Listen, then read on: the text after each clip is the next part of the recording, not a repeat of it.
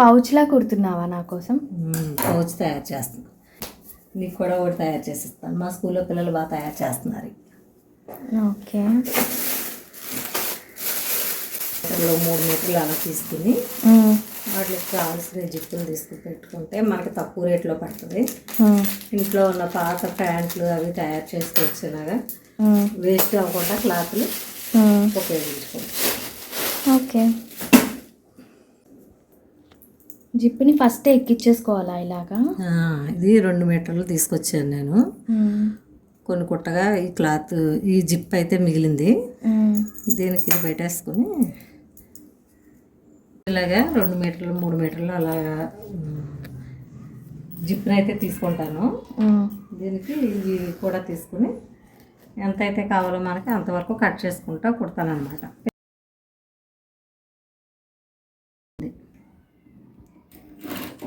ఎక్కువ తీసుకుని ఇలా కుడతాను అనమాట.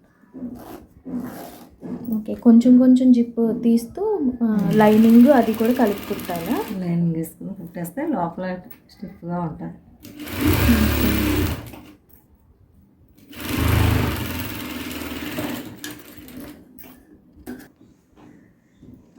మళ్ళీ అది తిరగేసి మళ్ళీ పైన ఒక పైన వేస్తే ఒక కుట్టు తొందరగా కుట్లు ఊడకుండా ఉంటుంది అన్నమాట.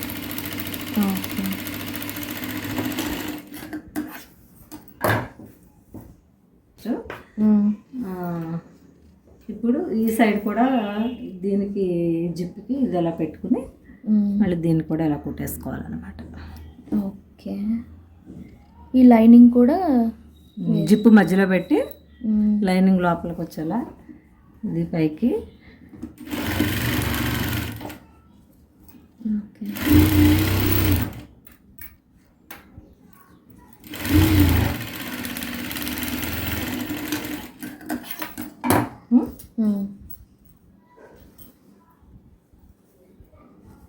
పైకి తిరగేసుకోవాలా? తిరగేసి మళ్ళీ ఇటువైపు ఎలా అయితే వేసుకున్నామో అలాగే దీన్ని కూడా ఇటువైపు కూడా పైకి కూడా స్టిచ్ చేసుకోవాలి. నువ్వు స్లోగా చెప్పాలి. అవునా? ఇది కూడా తిరగేసిన తర్వాత పైకి వచ్చేలా పెట్టి నెమ్మదిగా దీన్ని నీట్గా ఇలా కుట్టుకోవాలి. ఓకే. ఓకే.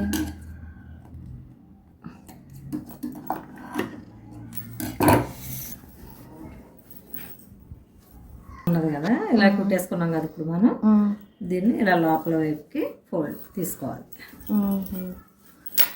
తీసుకున్న తర్వాత దీన్ని లైనింగ్ ఈ మెయిన్ క్లాత్కి పైనుండి జిప్ దగ్గర నుంచి ఒక స్టిచ్ చేసేసుకోవాలి కింద దాకా. కింద వరకు. ఓకే. సెకండ్ స్టిచ్ ఊడిపోకుండా ఉండడం. ఇలా కుట్టేసిన తర్వాత దీన్ని ఇలా ఫోల్డ్ చేసుకుని ఇక్కడ జిప్ ఆపోజిట్ సైడ్ పంగులు ఎలా కొలిసావు?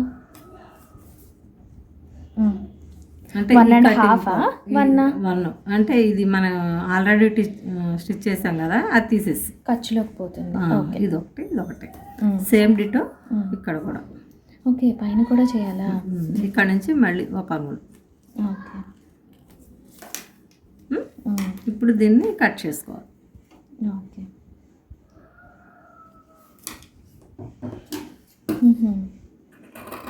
అప్పుడు 4 సైడ్ కట్ అయిపోతుంది కదా. ఓకే.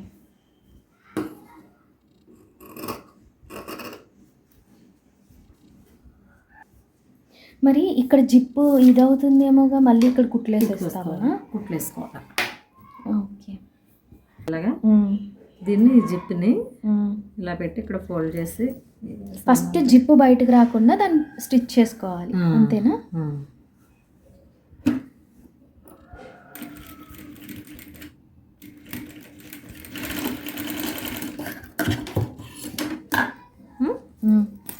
ఇటువైపు కూడా ఇక్కడ కింద కట్ చేసాం కదా, కట్ చేసిన దగ్గర ఈ మూలల్లో ఇలా కరెక్ట్గా వచ్చేలా పెట్టి ఇక్కడ పెట్టుకోవాలి.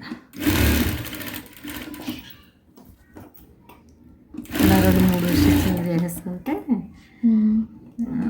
ఊరకుండా ఉంటుంది. ఇటువైపు అయిపోయింది కదా, మళ్ళీ ఇటువైపు అలా 4 వైపులు స్టిచ్ చేసుకోవాలి.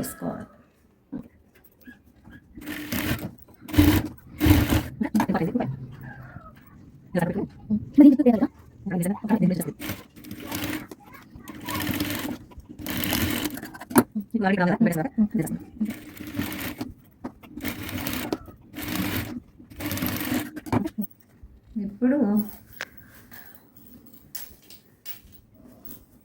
పైకి తీసి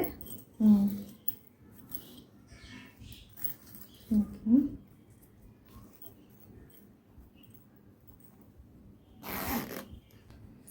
ఈ మూలను పైకి ఇలా తీసుకుంటే నీట్గా వస్తుంది. వేస్ట్గా ఉన్న క్లాత్ని ఇలా చేసుకుంటే మనం ఏమైనా వేసుకోవడానికి ఉపయోగం. ఎక్కడికైనా ప్రయాణాలు వెళ్ళేటప్పుడు మనకు కావాల్సిన బ్యాంగిల్స్ ఇవన్నీ పెట్టుకోవచ్చు అనమాట. ఇది నా కోసమే కదా? నీకోసమే. థ్యాంక్ యూ అమ్మా. Thank you. తీసుకో. మందా బండి